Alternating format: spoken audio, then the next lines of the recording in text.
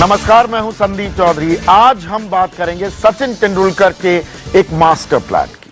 सचिन तेंदुलकर ने देश में खेलों के विकास के लिए एक मास्टर प्लान बनाया है। सचिन के इस 3 चरणों की प्लान की शुरुआत स्कूली शिक्षा में खेल को शामिल करने से होती है और इसका अंतिम पड़ाव, आखिरी चरण है सिलेक्टेड खिलाड़ियों की ट्रेनिंग के लिए सेंटर फॉर एक्सीलेंस का निर्माण। सचिन अपनी इस योजना को लेकर काफी गंभीर भी हैं और उत्साहित भी। डॉक्टर सरनजीत, क्या आपको इसमें कुछ गंभीरता लग रही है? जो ये प्लान जिसके बारे में चर्चा हम भी कर रहे हैं और कपिल सिब्बल भी कह रहे हैं, भैया आइए पावर पॉइंट प्रेजेंटेशन हमें दीजिए, ये गंभीर लग रही है सरकार खेलों को लेकर, या ये महज लिप सर्विस पे कर रहे हैं कि भाई सचिन ने कहा है तो चलो सुन लेते हैं, थोड़े दिन अखबारों में चर्चा होगी, टीवी चैनल चर्चा करेंगे, बात खत्म? जी नहीं, देखिए मैं उनके इस इनिशिएटिव को तो अप्रिशिएट करूंगा।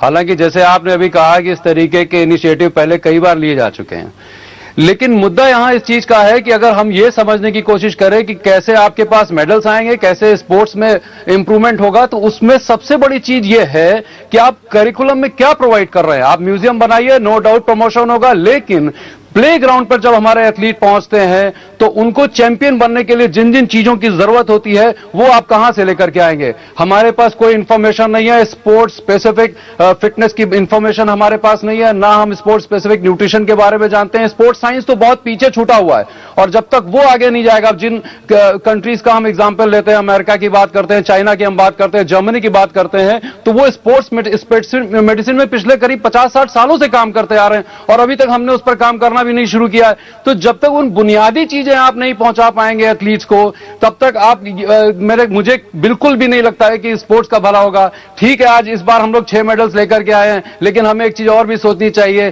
कि ये तरक्की जो है हमारे स्पोर्ट्समैन की है, ना कि इंडिया की, क्योंकि इंडिया का पिछली बार अगर मैं कहूं डॉक्टर सरनजीत, इस बार हम 55th रैंक पे, अगर मैं कहूं वो तो इंडिविजुअल एफर्ट है ना, उसमें देश का कोई योगदान था, ना सरकार का कोई योगदान था, ना किसी संघ का कोई योगदान था। ये खुद जीत कर आए हैं।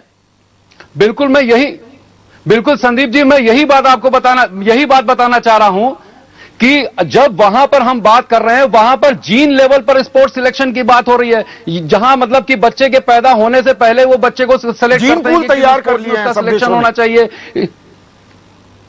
जी हाँ, और उसके बाद उनकी जो कैसी स्पोर्ट्स साइकोलॉजी, मेंटली उन्हें कैसे प्रिपेयर किया जाता है, फिर सही एज पर उनकी फिजिकल एजुकेशन कैसी होती है, उनका प्रॉपर न्यूट्रिशन कैसा होना चाहिए, तमाम तरीके की थेरापेटिक मोडालिटीज और तमाम तरीके के साइंटिफिक इंटरवेंशंस का यूज होता है। इवन वहां पे एक आई स्पेशलिस्ट और स्पोर्ट्स डेंटिस्ट्री, यानी कि एक डेंटिस्ट आपका परफॉर्मेंस कैसे इंप्रूव करेगा, वहां पर काम हो रहा है।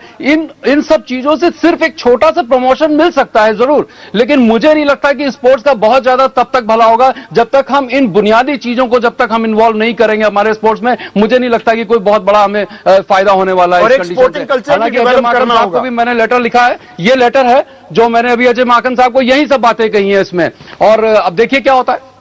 बहुत बहुत शुक्रिया डॉक्टर सरनजीत मन्नी पाजी आपका और सुशोभन पाटनकर आपका।